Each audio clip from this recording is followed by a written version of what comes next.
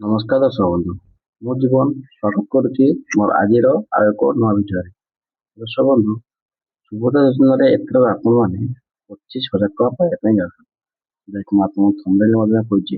ଆପଣ ଠିକ୍ ମଧ୍ୟ ଶୁଣୁଛନ୍ତି କି ଆପଣଙ୍କୁ ସୁଭଦ୍ରା ଯୋଜନାରେ ଏଥର 25,000 ଟଙ୍କା ଆପଣମାନେ ପାଇବେ।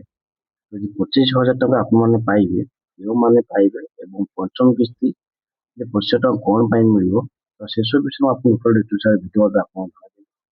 ଏବଂ ଯଦି ଆପଣମାନେ ଭିଡ଼ିଓରେ ନୂଆ ଅଛନ୍ତି, ଭିଡ଼ିଓକୁ ଲାଇକ୍ କରିଦେବେ, ଚ୍ୟାନେଲଟିକୁ ସବସ୍କ୍ରାଇବ୍ କରିଦେବେ, ପାଖରେ ଥିବା ବେଲ୍ ଆଇକନ୍କୁ ଅଲ୍ରେ ସେଟ୍ କରିଦେବେ। କାହିଁକିନା ମୁଁ ଯାହା ବି କିଛି ନୂଆ ଅପଡ଼େଟ୍ ଆପଣଙ୍କ ପାଖରେ ପହଞ୍ଚାଇବା ପାଇଁ ଚେଷ୍ଟା କରିବି। ଦର୍ଶକ ବନ୍ଧୁ, ସୁଭଦ୍ରା ଯୋଜନାରେ ଏଥର ଆପଣମାନଙ୍କୁ ମିଳିବ 25,000 ଟଙ୍କା। ଆପଣ ଯାହା ବି ଶୁଣୁଛନ୍ତି ଠିକ୍ ଶୁଣୁଛନ୍ତି। 25,000 ଟଙ୍କାଟା କୋଉମାନେ ପାଇବେ, ସେଟା ମଧ୍ୟ ଆପଣଙ୍କ ଗୋଟେ ପ୍ରଶ୍ନ ଉଠୁଥିବ। ଦେଖନ୍ତୁ, ମୁଁ ଆପଣଙ୍କୁ ପ୍ରଥମରୁ କହିଦେଉଛି କି 25,000 ଟଙ୍କା ଆପଣଙ୍କ ପାଇବାର ଅଛି।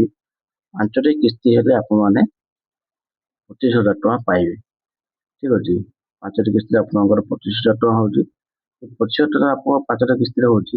ଯେଉଁମାନେ ପ୍ରଥମରୁ ଦ୍ୱିତୀୟ, ତୃତୀୟ, ଚତୁର୍ଥ କିସ୍ତି ପାଇସାରିଛନ୍ତି ଏବଂ ସେମାନେ ପଞ୍ଚମ କିସ୍ତି ପାଇଁ ପାଇବା ପାଇଁ ଯାଉଛନ୍ତି, ତ ସେମାନେ ପାଇବେ କେବଳ 5,000 ଟଙ୍କା। ଯେଉଁମାନେ 4ଟା କିସ୍ତି ଅଲରେଡ଼ି ପାଇସାରିଛନ୍ତି, ମାନେ ପ୍ରଥମ, ଦ୍ୱିତୀୟ, ତୃତୀୟ, ଚତୁର୍ଥ 4ଟା କିସ୍ତି ଅଲରେଡ଼ି ପାଇସାରିଛନ୍ତି, ତ ସେମାନଙ୍କୁ ମିଳିବ 5,000 ଟଙ୍କା।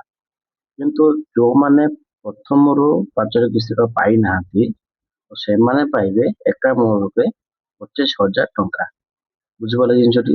ଯେଉଁମାନେ 25,000 ଟଙ୍କା ପାଇବେ ଏବଂ ଯେଉଁମାନେ 5,000 ଟଙ୍କା ପାଇବେ, ଏଇଟା ହେଲା ପ୍ରଥମ ପର୍ଯ୍ୟାୟ। ଦ୍ୱିତୀୟ ପର୍ଯ୍ୟାୟ ଆମେ ଦେଖିବା ପାଇଁ ଯିବା।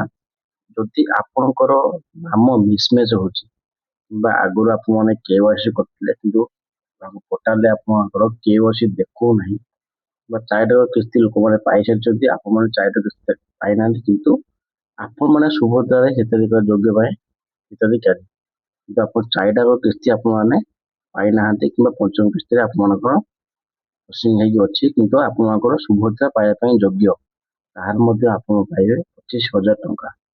এটা ବୁଝିପାରିଲେ ଆପଣମାନେ? କିନ୍ତୁ ଆପଣଙ୍କ ସବୁ ଜିନିଷ ଠିକ୍ ଥିବା ଦରକାର। KYC ହଉ, ଡିବିଟି ଲିଙ୍କ ହଉ, ଆପଣ ସୁଭଦ୍ରା ପାଇବା ପାଇଁ ହିତାଧିକାରୀ ଭାବରେ ଯାହା ଯୋଗ୍ୟତା ରହିଛି ସେ ଯୋଗ୍ୟତା ଥିବା ଦରକାର। ତାହେଲେ ଯାଇକି ଆପଣ 25,000 ଟଙ୍କା ପାଇବେ। ନହେଲେ ଆପଣ 25,000 ଟଙ୍କା ପାଇବେନି, ସୁଭଦ୍ରା ଆପଣଙ୍କ ନାଁ କଟିଯିବ। ଆଉ ଯେଉଁମାନେ 4ଟି କିସ୍ତି ପାଇସାରିଛନ୍ତି, ସେମାନେ ମଧ୍ୟ ପଞ୍ଚମ କିସ୍ତି ପାଇପାରିବେ। ସେଥିରେ କିଛି ଆପଣଙ୍କର ଅବଜେକ୍ସନ୍ ନାହିଁ। କିନ୍ତୁ ଆପଣଙ୍କୁ ମୁଁ କହିଦେଉଛି କି ଆପଣ 25,000 ଟଙ୍କା ଆପଣମାନେ ପାଇବା ପାଇଁ ଯାଉଛନ୍ତି।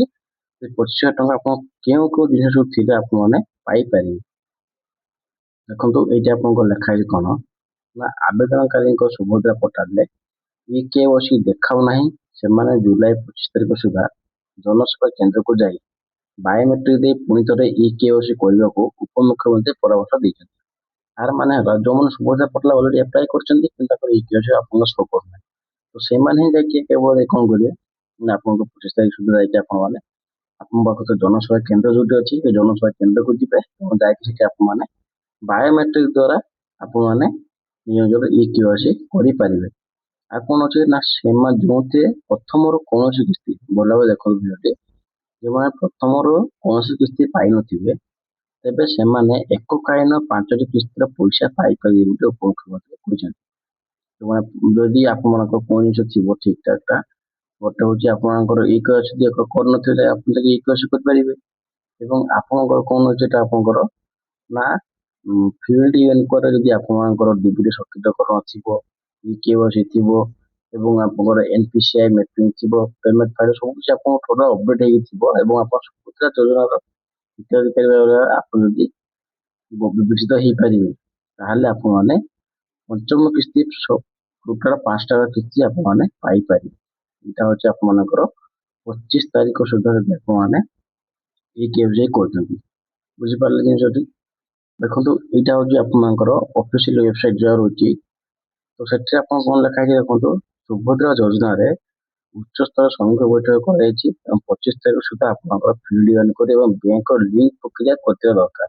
ମାନେ ଆପଣ 25 ତାରିଖ ସୁଦ୍ଧା ଆପଣଙ୍କର ଯେଉଁ ଡିବିଟି KYC ଅଛି, ସେଇଟା ଆପଣଙ୍କର 25 ତାରିଖ ସୁଦ୍ଧା ବ୍ୟାଙ୍କରେ ଆପଣ ସମ୍ପୂର୍ଣ୍ଣ ଭାବେ ଜିନିଷ କରିଥିବା ଦରକାର।